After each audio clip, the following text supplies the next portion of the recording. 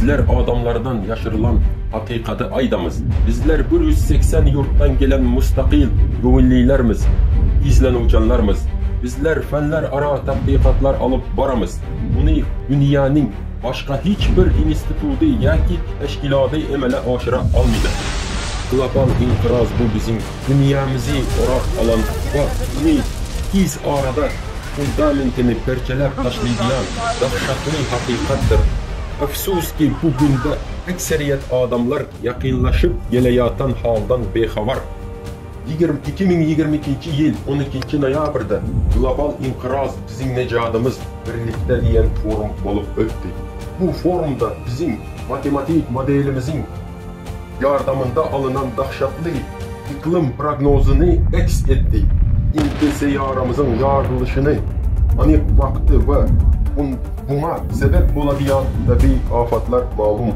Bu iklim hesap kitabı gönüllülerin, alimlerin, mutaxassislerin ve müstakil teşkilatçıların 26 yıllık ağır mehneti neticesidir. Tabi afatlar günden güne güncayıp barıyatan.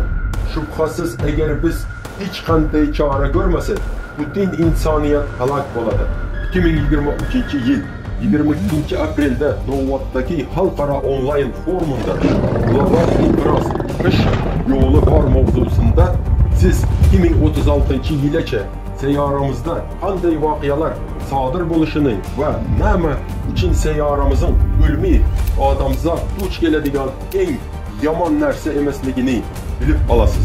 Vakiyalar rivacını özgertiriş için bir neçe yıl kaldı. Bizlerde hala imkaniyet var. Lakin bundan faydalanış için hemme adamlar bu hakta bilişi gerek.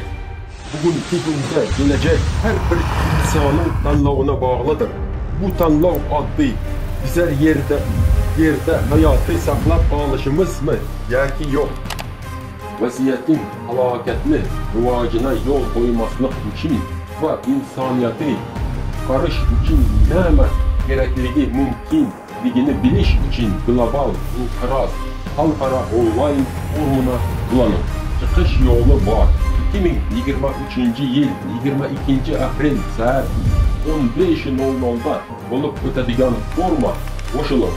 Bu forum hakkında barcha adamları agahlandırın.